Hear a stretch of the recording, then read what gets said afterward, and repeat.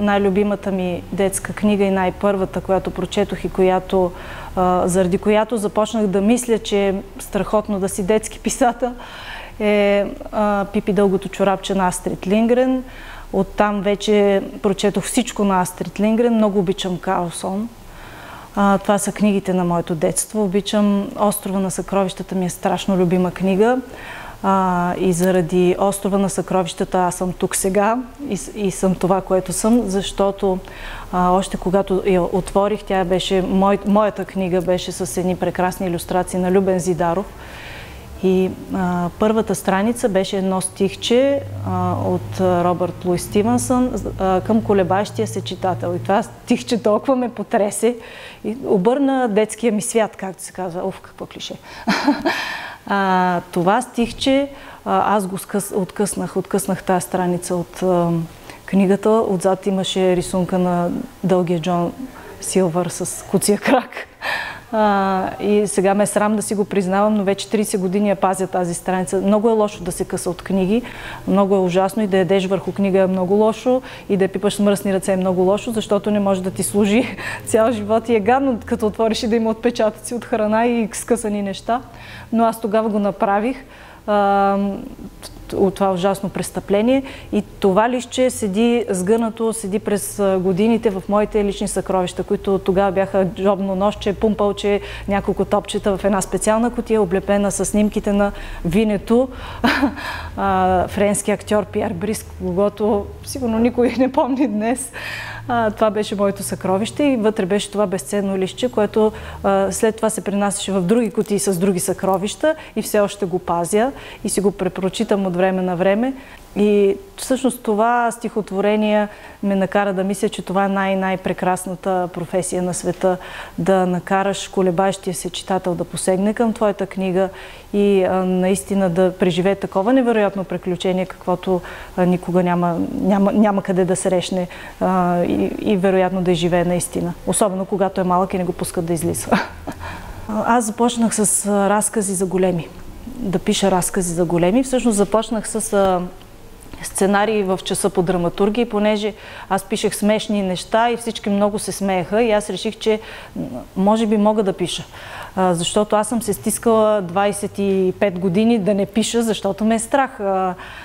Аз чета страшно много книги, различна литература, чета и такива философски трудове, чета и дори стигам до най-забавни такива четива. Обичам да чета, когато чета нещо много сериозно, след това да чета нещо лекичко. Чета много и чета всеядно и когато човек може би чете толкова много, той вижда колко добре се справят някои писатели и не смее да посегне и той да, нали, откъде на къде аз, дребната Юлка, ще пиша така и защото когато правиш нещо, трябва да го правиш наистина добре. Трябва да чувстваш, че си роден за него и да хвърляш всичките си усилия, да се стараеш да го направиш добре. Тоест, ако аз съм посредствен писател, как въобще да правя това? И все още ми е много трудно и аз все още не вярвам на себе си, че съм наистина добър писател и се старая да стана. Но този страх ме държа много дълго време и в часовете ми по драматургия, когато учих този предмет, посмях вече да пиша и започнах с разкази за големи, които веднага бяха така добре оценени, похвалиха ме, печатаха ги в различни издания. Разбира се, аз като всеки автор от поколения наред в България започнах в списание Пламък. Там излязоха първите ми разкази. И по едно време, не минаха една-две години, аз забелязах, че всичките ми разкази всъщност се въртят около деца. Всички герои са деца. И тогава любовта ми към детските книги, тя никога не е умирала. Аз разбрах, че това е моят път и това е нещото, което искам да правя и в което се чувствам добре. Явно натам си ме дърпа. И започнах с едни приказки. Те се приеха добре. Направихме ги като детски сериал "Куклен" по телевизията. И оттам тръгнаха нещата, докато издадоха ми 3 книги с приказки и аз посмях вече да напиша роман. Удързостих се. Романа дойде от заглавието, от "Любими по пътечо". И затова е виновен моя племенник, който тогава беше много мъничък, това преди повече от 10 години. Аз го разхождах и той тичаше в гората по едни пътечки и изведнъж се обърна, затича се към мен и ме прегърна и извика: "Любими по пътечо!" И разбира се, аз винах: това е страхотно заглавие за книга. И оттам нататък тръгнаха нещата всъщност от заглавието, но някак си не се получаваше и аз се опитвах няколко пъти да започна тази книга, но нещо не беше както трябва и тогава изведнъж се разболях. Имах много висока температура и видях една лодка.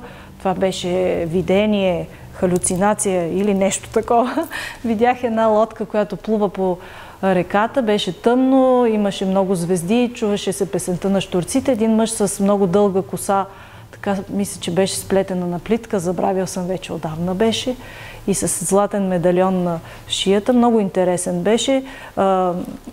Как се казва, гребеше с тази лодка и в лодката имаше едно малко момченце. Някъде там на реката имаше пристан и една жена викаше от пристана към лодката: "По пътечо, любими, по пътечо."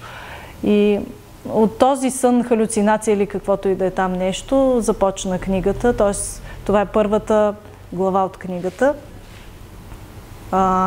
И книгата я харесаха децата и поискаха да има повече книги от това. Имам едно писмо много възмутено от един мой почитател от Германия, който казва: "Защо книгата е само една? И защо няма други книги? Кога ще напишете другите книги? Защо мързелувате така? Защо не пишете?"